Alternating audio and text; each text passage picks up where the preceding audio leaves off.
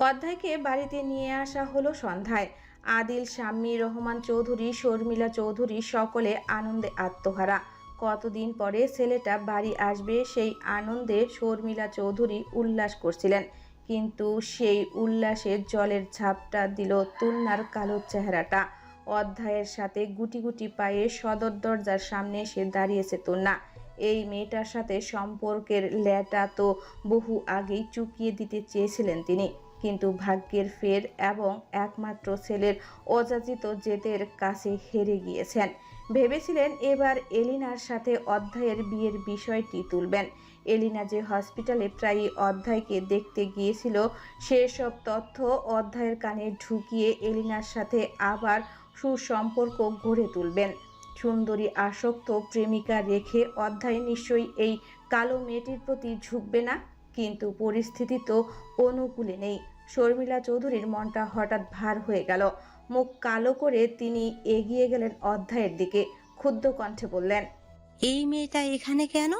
মায়ের ব্যবহারে কিঞ্চিত হতাশ হলো অধ্যায়। শর্মিলা চৌধুরী এত কিছুর পরও তুন্নাকে মেনে নিতে পারল না। সেদিন যদি নিজের মার মাথার দিব্যি না দিত তবে কি তুন্নাকে কখনোই বাড়ি থেকে চলে যেতে দিত অধ্যায়? নিজের বাবার কুলাঙ্গার ছেলে কুলাঙ্গার স্বামী হবার বোঝাটা নিত না। যদিও সে না চাইলেও প্রথম দিন থেকেই সে তুন্নার নিকট কুলাঙ্গার স্বামী, কিন্তু এখন তো সে চায় তুন্না তার জীবনে থাকুক, অন্তত ভালোবেসে না হোক সম্পর্কের খাতিরে। তবু অন্য কাউকে নিজের জীবনে জড়ানোর মতো ঘৃণ্য কাজ সে করবে না।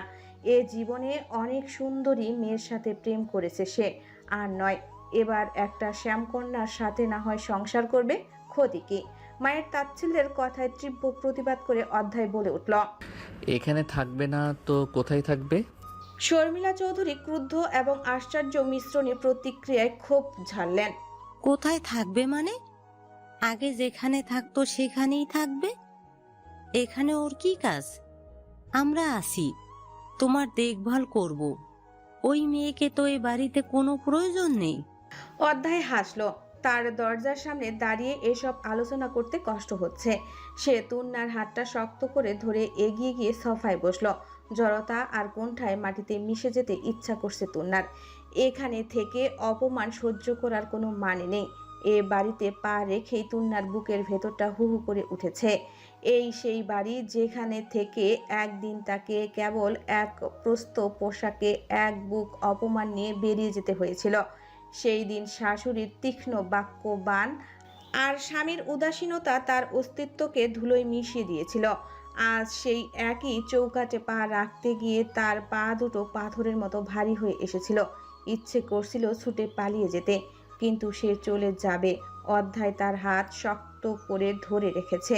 সেই শক্ত বাঁধন ছিন্ন করে দৌড়ে বেরিয়ে যাওয়া শারীরিক এবং মানসিক শক্তি তুন্নার নেই। তাই সে চুপচাপ দাঁড়িয়ে পর্যবেক্ষণ করতে লাগলো সবটা।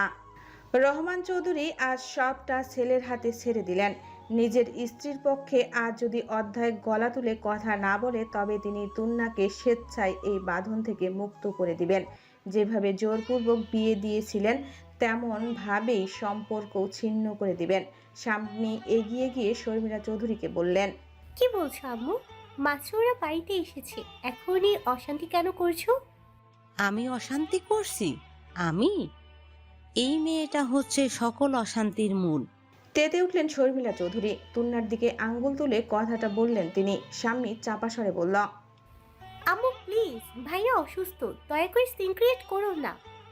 সিন আমি ক্রিয়েট করিনি, তোমরা বাবা মেয়ে মিলে করেছো। এই মেয়েটাকে শুরু থেকে তোমরা সাপোর্ট করে এসেছো, যদিও বা কষ্ট করে তাড়িয়েছিলাম অধ্যায়ের অসুস্থতার সুযোগ নিয়ে। এখন আবার ঘাড়ে চেপে বসেছে। ঘৃণায় মুখ ফিরিয়ে নিল আদিল। সম্মানের চোখে দেখা মানুষটিকে এক ঝটকায় ঘৃণার পাত্র করে ফেলল সে। অধ্যায়ের দিকে তাকিয়ে দেখলো এখনো সে নিজের কাপুরুষতার প্রমাণ দেয় কিনা দেখার জন্য। অধ্যায়ের চোখ ক্রমশ রক্তবর্ণ ধারণ করছে। সে তীব্র ক্রোধে বসা থেকে উঠে দাঁড়িয়ে বলল, আমার ঘাড়ে কেউ চেপে বসেনি আম্মু। আমি স্বেচ্ছায় হাতে পায়ে ধরে তাকে ঘাড়ে চাপিয়ে এনেছি। বহু কষ্টে বহু কসরত করে তাকে বসাতে হয়েছে। শর্মিলা চৌধুরী উচ্চস্বরে বললেন, মানে? মানে ও এ বাড়িতে আসতে চায়নি, আমি জোর করে নিয়ে এসেছি। তাই কিছু বলার প্রয়োজন হলে আমাকে বলো, ওকে নয়। শর্মিলা চৌধুরী অবাক হলেন। অধ্যায় তো কখনো মায়ের মুখের উপর কথা বলে না, তবে আজ মতিভ্রম হলো কেমন করে? সর্বদা শর্মিলা বাবাকে সাপোর্ট করছে এবং অধ্যায় নিজের মাকে। সে ছেলে আজ মায়ের মুখের উপর গলা তুলে কথা বলছে। রাগে দুঃখে তিনি বললেন, কেন এনেছো ওকে? বাড়ির বউকে বাড়িতে এনেছি, এত জবাবদিহির কিছু নেই তো। বাড়ির বউ বাড়ির লক্ষ্মী। যদিও ইসলামে লক্ষ্মী বলতে কোনো উপমা ব্যবহারের নিয়ম নেই, তবুও দাদি তো তাই বলতো তোমাকে। শর্মিলা চৌধুরী অবাক হয়ে বললেন, আমাকে? হ্যাঁ, তোমাকেই তো। তুমি তো আব্বুর গ্রামে গিয়ে 2-4 দিনও থাকোনি। শ্বশুরবাড়ি তোমার কাছে অসহ্য মনে হতো, আমার বউয়ের কাছে তো তা নয়। দাদি বাড়ির লক্ষ্মী বলে কত যত্নই না করতো তোমার, কিন্তু তুমি দাদিকে কখনো সম্মান করনি। সেক্ষেত্রে তুমি তো আমার বউকে বাড়ির লক্ষ্মী বলেও মানো না, সেজন্য সম্মান পাবে সেই আশাও নেই। তবুও নীরবতা পালন করে যতটুকু সম্মান দিচ্ছে সেটুকুও নিজের ব্যবহারে শেষ করে দিও না। শর্মিলা চৌধুরী স্তম্ভিত হয়ে গেলেন। তার নিজের গর্ভজাত সন্তান, যার জন্য তিনি দিনের পর দিন চোখের জল ফেলেছেন, সে কি না আজ এই মেয়েটার জন্য ওনাকে এসব বলছে, ওনার সাথে এই সামান্য মেয়েটার তুলনা করছে। তিনি হাহাকার করে উঠলেন, অধ্যায়, তুমি এই মেয়েটার সাথে আমার তুলনা করছো? নিজের মাকে পর করে দিচ্ছ? আপন পরের কোনো বিষয় তো এখানে হয়নি আম্মু। তোমরা সকলে আমার আপন, আমি সকলকে সাথে নিয়ে সুখে বাঁচতে চাই। তাহলে কেন শুধু শুধু অশান্তি করছো তুমি? আমাকে সুখী দেখতে চাও না তুমি? সুখ? এই মেয়েটির সাথে সংসার করলে তুমি সুখী হবে? এই কুৎসিত মুখটা রোজ দেখে তুমি সুখ পাবে? এটা খুব হাস্যকর কথা অধ্যায়। অধ্যায় স্লান হাসল, বিষণ্ণ একটা হাসি। মায়ের সাথে এই বাকবিতণ্ডতা করতে তার ভালো লাগছে না। এমনিতেও শরীর ভালো না, তার উপর এই ধকল। অসহ্য হয়ে গেল অধ্যায়। সে সোফায় বসে বিরক্ত হয়ে বলল, সত্যিটা কি জানো আম্মু? মানুষের সৌন্দর্য মূলত মনে। চেহারাটা তো একটা খোলস মাত্র, তাছাড়া মানুষের রূপেরও কোনো রং নেই। কিন্তু তুমি এক একজনকে এক এক রঙে দেখছো, তুমি তাকে সুন্দর ভাবতে পারছো না, এটা তোমার ব্যর্থতা। শর্মিলা চৌধুরী চিৎকার করে উঠলেন, ও, এই মেয়ে এখন তোমার কাছে বিরাট সফলতা হয়ে গেল? শর্মিলা চৌধুরীর কণ্ঠস্বরটা তপ্ত কড়াইয়ের জলের ছিটের মতো স্যাঁতস্যাঁত করে উঠল।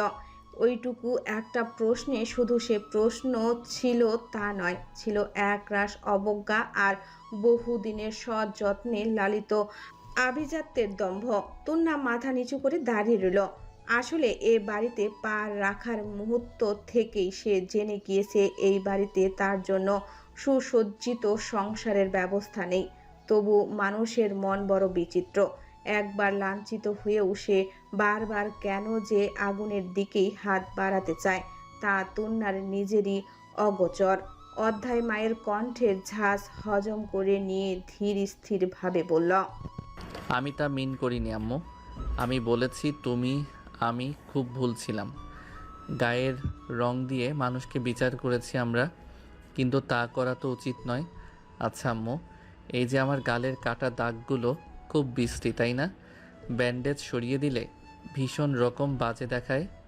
সেজন্য ঘা শুকানোর পরেও আমি স্বেচ্ছায় ডাক্তারদের বলে ব্যান্ডেজ করিয়ে রেখেছি। নিজের এই কুদর্শন রূপটা মানতে আমার ভীষণ কষ্ট হচ্ছে। সেখানে তূর্ণা আমাকে সাহস জোগাচ্ছে, বলেছে দাগগুলো নাকি চলে যাবে। এই দাগ যদি কখনো না যায়, তবে কি তুমি আমাকে নিজের ছেলে বলে মানবে না, ভালোবাসবে না? শর্মিলা চৌধুরীর কুঞ্চিত ভ্রু আর চিবুক কঠিন রেখা জানান দিচ্ছে অধ্যায়ের অসুস্থতা তার মাতৃত্বকে কোমল করলেও আভিজাত্যের অহংকারকে এক বিন্দুও টলাতে পারেনি। তিনি আবারও ঝাঁঝালো কণ্ঠে বললেন, কি আজে বাজে কথা বলছো? তোমার মুখের ক্ষত সেরে যাবে, একটু সময় লাগবে হয়তো। যদি না সারে? অধ্যায়ের কণ্ঠে জানার আকাঙ্ক্ষা প্রবল। সে চোরা চোখে শর্মিলা চৌধুরীর দিকে তাকিয়ে আছেন। শর্মিলা চৌধুরী দ্বিধা ঝেড়ে ফেলে দিয়ে বললেন, বসবো না কেন? তুমি আমার ছেলে, তোমাকে সব সময় আমি ভালোবাসবো। তবে তুন্নার সাথে কেন এমন দুর্নীতি করছো? ও তো তোমার ছেলের বউ। শর্মিলা চৌধুরী নিজের দামি শাড়ির কোনা দিয়ে চোখের কোণের জল মুছে নিয়ে মুখ কালো করে বললেন, এই মেয়েটাকে আমার ছেলের বউ বলে মানি না আমি। শর্মিলা চৌধুরীর কথায় অধ্যায় সজা হয়ে বসল। অসুস্থ শরীরের দুর্বলতাটুকু ঝেড়ে ফেলে সে একবার মায়ের দিকে তাকালো। সেই দৃষ্টিতে শাসন নেই, আছে এক গভীর নির্লিপ্ততা। বহু যন্ত্রণার ওপার থেকে উঠে আসা মানুষেরা যেমন ভাবে তাকায় সেভাবেই সে তাকালো মায়ের দিকে। অতঃপর শান্ত অথচ অবিচল গলায় বলল, না হয় তুমি মানো না, কিন্তু আমি ওকে নিজের বউ বলে মানি আম্মু। অধ্যায় বলতে বলতে ইশারায় তুন্নার দিকে ইঙ্গিত করল। শাম্মী আর আদিল প্রচন্ড খুশি হয়ে অধ্যায়কে চোখে চোখে আশকারা দিচ্ছে। রহমান চৌধুরী নিজেও ঠোঁট চেপে হাসলেন, কিন্তু তুন্না সে কাঠের মতো দাঁড়িয়ে আছে। অপমানে তার চোখ মুখ লাল হয়ে গিয়েছে। অধ্যায় তুন্নার দিকে আর চোখে তাকিয়ে বলে উঠল, দেখেছো তোমার কালো কালো করাতে আমার বউ রাগ করেছে। রহমান চৌধুরী গম্ভীর কণ্ঠে বললেন, শর্মিলা, তুমি এখন চুপ করো। এ বাড়িতে পূর্ণা তার অধিকারে এসেছে। আমি তাকে এ বাড়ির বড় বউয়ের মর্যাদা দিয়েছি। ও আমার ছেলের বউ। তোমার যদি তাতে আপত্তি থাকে তবে আমরা তা মোটেও করব না। শর্মিলা চৌধুরী স্থবিত। উনি আজকে দফায় দফায় অবাক হচ্ছেন। এহেন ঘুমট থমথমে পরিবেশে হঠাৎ অধ্যায় সুর তুলে গান ধরল, কালো কালো করিস না লো, ও গোয়ালের ঝি। আমায় বিধাতা করেছে কালো, আমি করব কি? এক কালো যমুনার জল সর্বলোকে খায়, আরেক কালো আমার বউ, আমি সর্বদা চাই। তার গানের সুরে থমথমে পরিবেশ হঠাৎ করেই যেন বদলে গেল। খিলখিল করে হেসে উঠল সামনে। আদিল পাশে বসে কাঁধ ঝাঁকিয়ে বলল, ও ভাই, কি গান গাইলি মচেৎকার। অধ্যায় তাকে শুধরে দিয়ে বলে, আরে বোকা, চমৎকার হবে ওটা, চমৎকার। দেখেছো আব্বু, তোমার হবু মেয়ের জামাইয়ের মাথায় একটু বুদ্ধি নাই। এর কাছে মেয়ে দিও না, পরে পস্তাতে হবে। রহমান চৌধুরী হেসে উঠলেন। শর্মিলা চৌধুরী নিজেকে এখানে একজন অব্যক্ত অপ্রয়োজনীয় অদৃশ্য মানুষ বলে মনে হলো। তীব্র ক্ষোভে তিনি মুখ ফিরিয়ে নিলেন। অতঃপর রাগে গজগজ করতে করতে প্রস্থান করলেন। অধ্যায় তুন্নার দিকে তাকিয়ে ফিসেল হেসে বলল, মুখটাকে বাংলার ফাইভের মতো করে রেখেছো কেন? তুন্না এবার ফেটে পড়ল। এতক্ষণ চেপে রাখা সবটা কান্না আর ঘৃণা যেন এই একটা রসিকতার আগ্নেয়গিরির মতো বেরিয়ে এলো। সে ঝাঁঝালো গলায় বলল, আপনার এই আলগা ইয়ার্কি দয়া করে বন্ধ করুন। আমার গায়ের রং কালো, আমি অলক্ষী, এটা আপনাদের বাড়ির ধ্রুব সত্য। এখন দয়া করে এই কালো মেয়েটাকে ছেড়ে দিন। সে যেখানেই ছিল সেখানেই ফিরে যাক। দয়া করে যেতে দিন। অধ্যায় ভ্রু নাচিয়ে বলল, আরে রেগে যাচ্ছ কেন? আজকে পুত্রের এহেন সাহসিকতার দারুণ মুগ্ধ হলেন রহমান চৌধুরী। ওনার খুশিতে কাঁদতে ইচ্ছা করছে। এখানে বাচ্চাদের মাঝে বসে থাকাটা যে শোভনীয় নয় সেই বোধগম্যতায় তিনি উঠে দাঁড়ালেন। বললেন, আমি উপরে যাই। অপমানে অপমানে কান ঝাঝা করছে তন্নার। সে তড়িঘড়ি করে বলল, আমিও চলে যাব বাবা। কোথায় যাবে? অধ্যায়ের প্রশ্নের পেছনে তাকালো তন্না। দাঁত কিরমির করে বলল, এতদিন যেখানে ছিলাম সেখানেই। আমার কি হবে? আপনার কি হবে মানে? মানে আমার দেখাশোনা কে করবে? আপনার দেখাশোনার লোকের অভাব হবে না অধ্যায়। সিঁড়ির দিকে একবার তাকালো অধ্যায়। আদিল ইশারায় রহমান চৌধুরীকে চলে যেতে বলছে। রহমান চৌধুরী চলে গেছেন।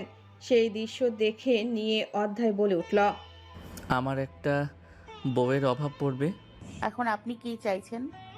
আপনাকে আরেকটা বিয়ে করিয়ে দিতে তারপর যাব আমি? অধ্যায় নাটকীয় ভাবুক ভঙ্গিতে বলল, বিষয়টি মন্দ হয় না। তুমি যেহেতু চলেই যাবে, যাবার আগে বরং আমাকে আরেকটা বিয়ে দিয়ে দাও। কি নির্দয় এই লোকটা! কি অবলীলায় আরেকটা বিয়ের কথা বলছে! এই উনি কিনা একটু আগে তুন্নার হয়ে সাফাই গাইছিল। তুন্নার সারা শরীর কাঁপিয়ে কান্না পেল।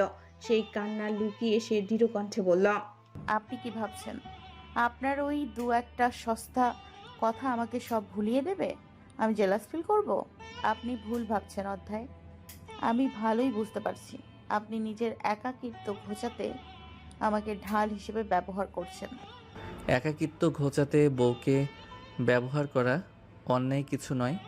আপনি ভীষণ স্বার্থপর। অধ্যায়ের হাসিমাখা মুখটা চোখের পলকে গম্ভীর হয়ে গেল। সে সোফা ছেড়ে উঠে তুন্নার সামনে গিয়ে দাঁড়ালো। গলার স্বর নামিয়ে খুব নমনীয় স্বরে বলল, ইয়েস, আমি স্বার্থপর। আমি অবশ্যই ভীষণ স্বার্থপর এবং তোমার ক্ষেত্রে সামান্য বেশি।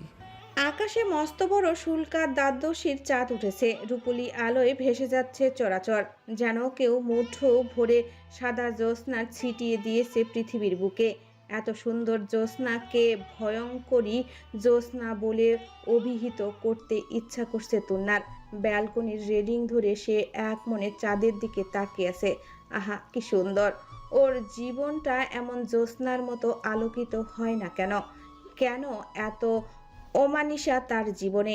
সুখের কি তবে খুব মূল্য? নয়তো তুন্না এত অসুখী কেন? কেন প্রাপ্তির সর্বোচ্চ চূড়ায় দাঁড়িয়েও সে নিজেকে অসুখী ভেবে চিত্ত দৈন্য শেষ হয়ে যাচ্ছে? রাত কত কে জানে। ঘড়ি দেখার প্রবৃত্তি তার নেই। সময় তো আসলে ঘড়ির কাঁটায় থাকে না, সময় থাকে মানুষের মনের ভেতর। মন খারাপ থাকলে সময় স্থির হয়ে দাঁড়িয়ে থাকে, আবার মন ভালো থাকলে সে হরিণীর মতো দৌড়ায়। তুন্নার সময় এখন স্থির। পেছনের ঘরের ভেতর অধ্যায় বিশ্রাম নিচ্ছে। একটু আগে স্বামী এসে রাতের খাবার দিয়ে গেছে। খাবারটা ঘরেই সারতে হয়েছে।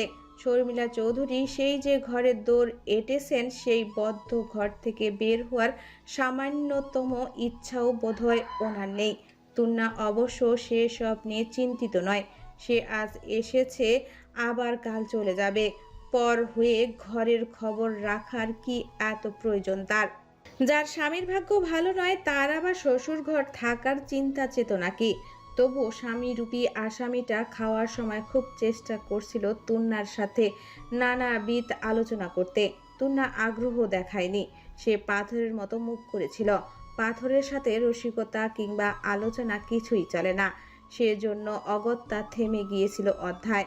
তুন্নার ভীষণ অস্বস্তি হচ্ছে এই ঘরে থাকতে। ঘরের চার দেওয়ালের প্রতিটি কোণ থেকে পুরনো অপমানের কথা মনে করিয়ে দেয়। এই সেই বিছানা যেখানে সে একদিন নিজেকে ব্যাত মনে করত। এই সেই আয়না যার সামনে দাঁড়িয়ে সে নিজের গায়ের রং নিয়ে কুৎসিত বোধ করত। সেই অস্বস্তি কাটাতে তার বুক ফেটে আসা কান্না চাপতে সে বারান্দায় এসে দাঁড়িয়েছে। লোকটা তাকে মহা যন্ত্রণায় ফেলে দিয়েছে। মাঝে মাঝে এমন ভাব করে তুন্না যেন তার জীবনে বহু মূল্যবান কিছু। পরক্ষণেই আবার ফিরে যায় নিজের ভ্রমে। অধ্যায়ের এই দত্ত রূপ তুন্নাকে বিভ্রান্ত করে দেয়।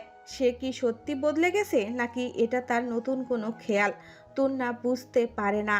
হতাশায় নিঃশব্দে দীর্ঘশ্বাস ফেলল তুন্না। কি একটা জীবন তার, অথচ জটিলতায় পরিপূর্ণ। অসহ্য লাগে সব। বৃতৃষ্ণায় ছেয়ে যায় মনোজগৎ।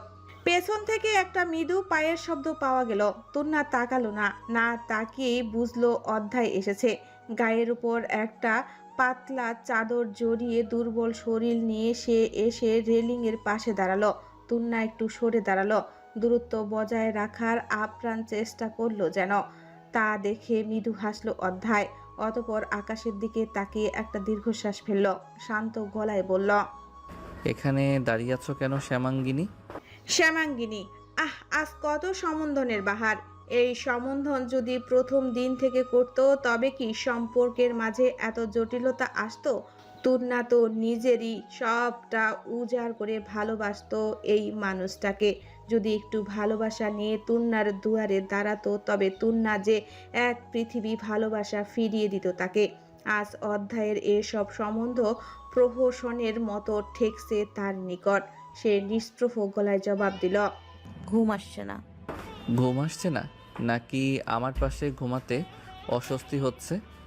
আপনাকে এতটা গুরুত্বপূর্ণ মনে করি না আমি। তাছাড়া ঘুম পেলে শাম্মী আপুর ঘরে চলে যেতাম। তুন্নার কাঠখোট্টা জবাবে বেশ আহত হলো অধ্যায়। মেয়েটার কি তেজ, কি জেদ! তবুও তুন্নার এই ঔদ্ধত্যপূর্ণ তিক্তিতে সামান্য বিচলিত হলো না সে। হতে পারে সে টক্সিক রেড ফ্ল্যাগ, তবে তুন্নার বিরহে যে সে একেবারেই পুড়েনি তা নয়। তাকে পুড়িয়েছে তুন্নার দু চোখ। অসম্ভব সুন্দর সেই চোখ জোড়া যখন ছলছল করে ওঠে অধ্যায়ের বুকের কথায় যেন অবনীয় একটা কষ্ট হয়। মনে হয় এই সুন্দর চোখের মেয়েটি কাঁদবে কেন, অথচ তাকে কাঁদানোর 16 আনা দায় যে তার। সে গাঢ় কণ্ঠে বলল, আচ্ছা ধরো যদি আমি অ্যাক্সিডেন্টে মরে যেতাম, তবু আমাকে এরূপ ঘৃণাই করতে তুমি? তুন্নার গাঢ় চোখ আবার ছলছল করে উঠল। দূরের সোডিয়াম আলোয় সেই জলে টইটুম্বুর চোখ অধ্যায়ের বুকের ভেতর অনল প্রবাহ করে যেন সে তাড়া দেয়। বলো কি বলবো? কতটা ঘৃণা করো আমায়? এই ঘৃণার পারদ কতটা গভীর? ক্ষমা নামক বস্তুটি কি খুব ফিকে এই আস্তরণের নিকট? তুন্নার বুকের ভেতরটা হঠাৎ হাহাকার করে উঠল। বর্ষার মেঘের মতো জমে থাকা অভিমানগুলো ঝরে পড়তে চাইল চোখের কোণ দিয়ে, কিন্তু সে যে আত্মসম্মানে পূর্ণ রমণী, এত দ্রুত কিভাবে সেটা বিসর্জন দেবে সে? শক্ত হাতে নিজের অন্যা আঁকড়ে ধরল তুন্না। অধ্যায়ের উপস্থিতিতে সে নিজেকে দুর্বল হতে দিতে চায় না, অথচ অধ্যায়ের ওই দখল মাখা চাহনি তাকে কুকড়ে দিচ্ছে। লোকটার চোখ এত নেশালো কেন? অধ্যায় মনস্থির গতিতে এগিয়ে গেল, ঘুচিয়ে দিল দূরত্ব। নিজের এতটা কাছে পুরুষালী দেহের উপস্থিতিতে কেঁপে উঠল অধ্যায়। সরে যেতে চাইল তড়িৎ, কিন্তু তার যে চাওয়াকে থোড়াই পরোয়া করল না অধ্যায়। খুব নিচু স্বরে ফিসফিস করে বলল, এখনো কি আমাকে অপরাধী ভাবছো তোর না? অতীত কি তবে আমাদের বর্তমানকে এইভাবেই নিঃশেষ করে দেবে? তুন্না স্লান হাসল। বিষণ্ণ সেই হাসিতে স্পষ্ট হলো দগদগে ক্ষত। সে শান্ত গলায় বলল, আপনি যাকে অতীত বলছেন অধ্যায়, সেটা আমার কাছে রোজকার অভিশাপ। আপনার এক একটা অবহেলা আমার আত্মসম্মানকে যে ধুলোয় মিশিয়ে দিয়েছিল, সে ধুলো ঝেড়ে উঠে দাঁড়াতে আমার দীর্ঘ সময় লেগেছে। এখন আর আগের মতো সবকিছু বিলিয়ে দেওয়ার সামর্থ্য আমার নেই। অধ্যায় তুন্নার হাতটা ধরতে চেয়েও নিজেকে গুটিয়ে নিল। তুন্নার চোখের দৃঢ় চাহনি দেখে থমকে গেল সেখানটায়। সে বিষণ্ণ আরতি ফুটে উঠল তার কণ্ঠে। মানুষ তো ভুল করে তোর না? আমি আমার ভুলের প্রায়শ্চিত্ত করতে চাই। তোমার এই বুকে কি আমার জন্য আর এক চিলতে জায়গা হবে না? এক বিন্দু ভালোবাসা কি আমি আর পেতে পারি না? তুন্নার চোখের সামনে ভেসে উঠল পূর্বের দিনগুলোর কথা। তখন অধ্যায় তাকে ছুঁড়ে ফেলেছিল চরম অবজ্ঞায়, অথচ আজ এক বুক ভালোবাসা নিয়ে দাঁড়িয়ে আছে। এই ভালোবাসা গ্রহণ করতে ভীষণ অস্বস্তি হচ্ছে তুন্নার। সে মোলায়েম কণ্ঠে বলল, ভালোবাসা কোনো খেলনা নয় যে চাইলেই ফিরে পাওয়া যাবে। আপনি আমাকে চরম অপমান করেছিলেন, আমি তা ভুলবো কি করে? অধ্যায় আর্তনাদ করে ওঠার মতো স্বরে বলল, আমার ভালোবাসা দিয়ে সবটা ভুলিয়ে দেব তোমায়। নিজের স্ত্রীর পূর্ণ সম্মান দেব। তুন্না দীর্ঘশ্বাস ফেলে বাইরে অন্ধকারের দিকে তাকালো। তার চোখ ছলছল করছে। সে ধীর স্থির ভাবে বলল, আপনি যদি পারেন আমার হারিয়ে যাওয়া সম্মান ফিরিয়ে দিতে এবং আমাকে পূর্বের আমি রূপে ফিরিয়ে আনতে, তবেই আপনাকে মন থেকে গ্রহণ করব আমি।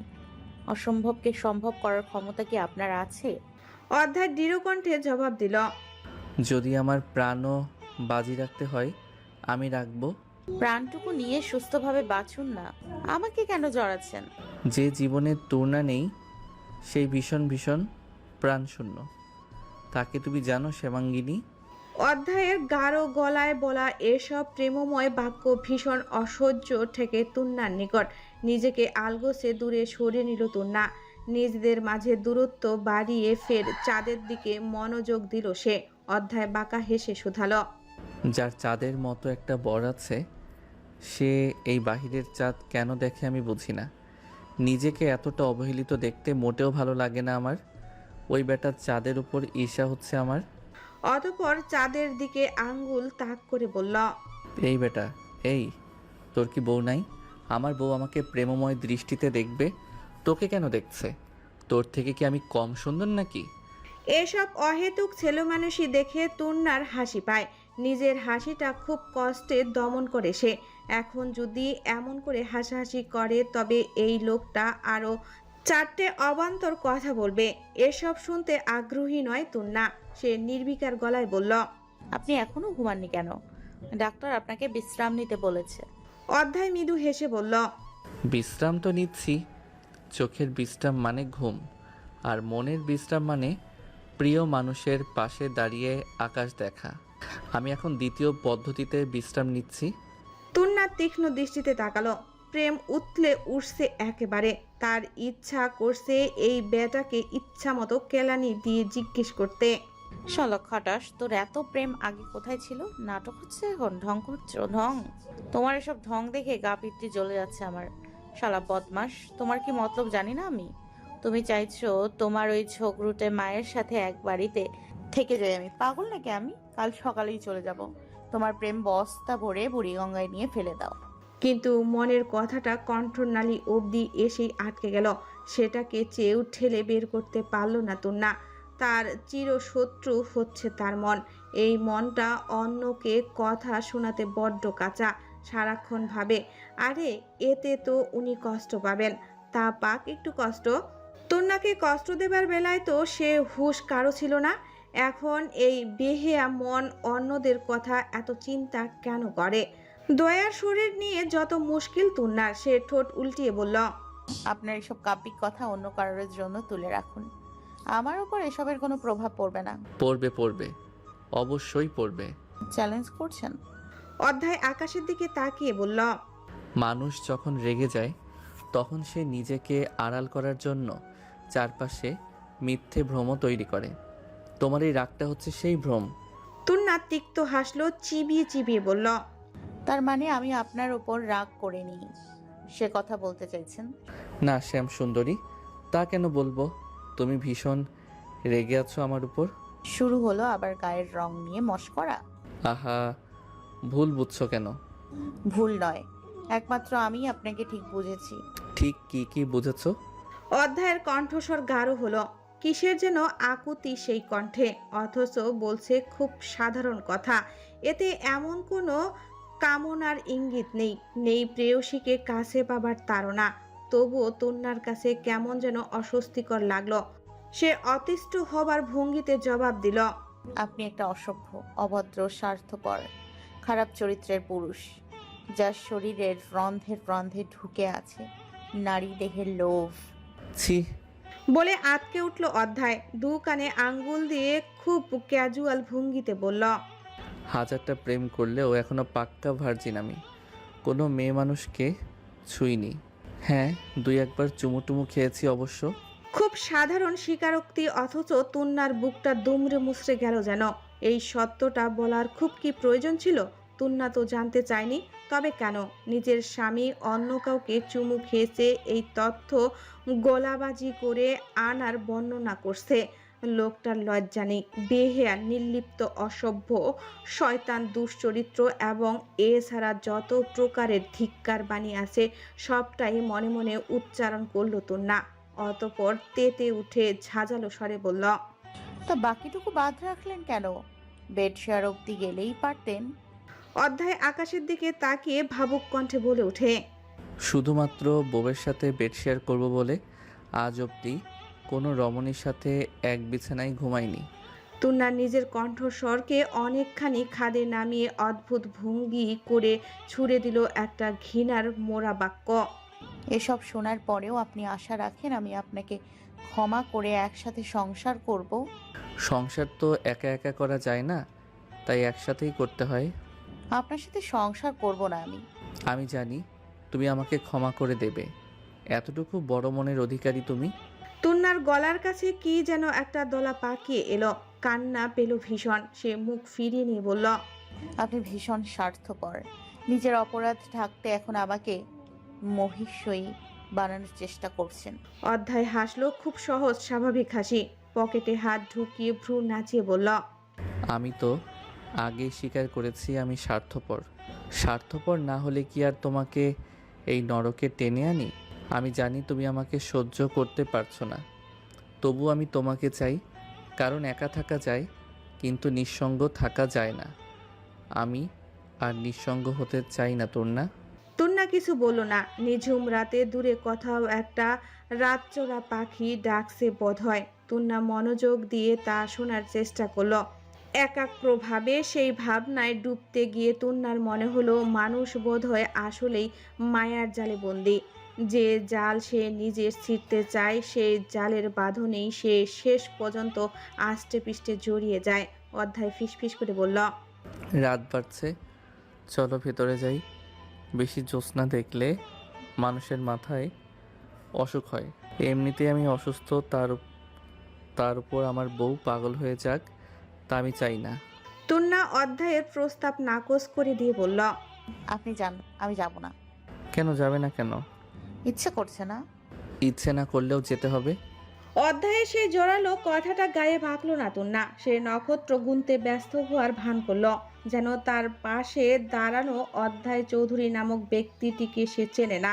তার সাথে কস্মিন কালেও কথাবার্তা হয়নি তার। যেন এই ব্যক্তিটিকে এড়িয়ে যেতে তার সামান্যতম কষ্ট হচ্ছে না। বুকের ভেতরটা একটা শূন্যতার অনুভূতি দানা বাঁধছে না। তার নির্বিকার ভঙ্গি দেখে অধ্যায় আবার বলল, ভেতরে চলো, বাইরে বেশ ঠান্ডা, তোমার শরীর খারাপ করবে। তুন্না তপ্ত গলায় বলল, আমার শরীরের কথা আপনাকে ভাবতে হবে না, আপনি নিজের চিন্তা করুন। তবে তোমার চিন্তাটা কে করবে শুনি? ঠোঁটের কোণে তাচ্ছিল্যের হাসি এঁকে তুন্না শুধালো। আপনাকে সব ভাবতে হবে না। অধ্যায় অধিকার বোধ থেকে খপ করে ধরল তুন্নার হাতটা।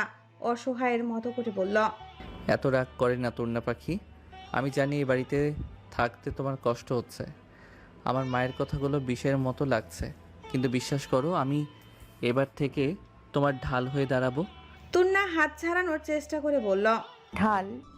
আপনি তো নিজেই একটা খড়গ, যা বারবার আমার উপর নেমে আসে। আপনার মা ঠিকই বলেছেন, আমি এই বাড়ির উপযুক্ত নই। আমাকে যেতে দিন না অধ্যায়, কেন আটকে রাখছেন? অধ্যায় তুন্নার চোখের দিকে তাকালো। কি আশ্চর্য! তার চোখে এখন আর আগের মতো অবজ্ঞা নেই, আছে এক ভীষণ তৃষ্ণা। এই তৃষ্ণা প্রেমের, প্রেয়সীকে নিজের করে পাওয়া, তীব্র অনুশোচনার। তুন্না এই দৃষ্টিতে যেন ঘায়েল হয়ে যাচ্ছে। তাকে বাঁধন দেবার মতো ছলনাই না করছে এই অসভ্য পুরুষ। ছল করে কাছে টেনে নেবার ফোন দিতে অধ্যায় ধীরস্থির কণ্ঠে আওড়ালো, আটকে রাখছি কারণ আমি স্বার্থপর, সেটা তো আগেই বলেছি। আর এই স্বার্থপরতাটুকু আমার অধিকার। আমার অধিকারটুকু আমি আদায় করে নিতে জানি, স্বেচ্ছায় না হলে জোর করে, হিতে না হলে বিপরীতে।